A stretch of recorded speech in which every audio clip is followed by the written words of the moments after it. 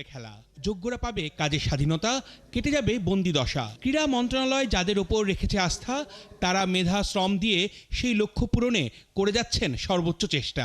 Search committee নিয়মিত বৈঠক চালিয়ে যাচ্ছে ফেডারেশনগুলোর সাথে।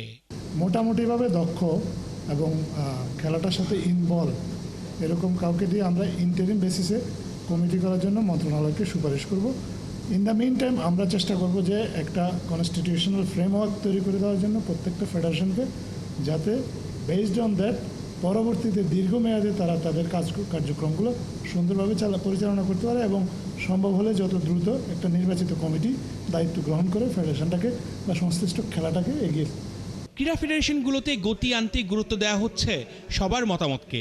কোচ, খেলোয়াড় থেকে সংগঠক, স্ব ডিসিপ্লিনের যোগ্য মানুষরাই থাকবেন অ্যাডহক কমিটিতে। রাজনৈতিক পরিচয় ব্যবহার করে দিনের পর দিন চেয়ার দখল করে রাখার দিন শেষ। কিছু লোকের রাজনৈতিক পরিচয়ে অনেকে ফেডারেশনে ছিলেন, হয়তোবা তাদের তেমনটা গুরুত্ব এখানে ছিল না, কিন্তু তারা চেয়ারে অধিষ্ঠ ছিলেন। সেই জায়গাগুলো হয়তোবা আমরা বিবেচনায় নিয়েছি, তাদেরকে হয়তোবা কিছু কিছু জায়গায় আমাদেরকে ছাড়তে হচ্ছে। তাদেরকে যখন আমরা রিলিজ করছি সেই জায়গাগুলো পূরণ করার জন্য এখন পর্যন্ত যাদেরকে আমরা পাচ্ছি নিউট্রাল, কোনো বিতর্ক নাই, তাদেরকে আনার চেষ্টা করছি। মঙ্গলবার সার্চ কমিটি মত বিনিময় সভা করে Bangladesh hockey federation, billiard and snooker এবং দাবা ফেডারেশনের সাথে। অর্ণব বাপি, ৭১।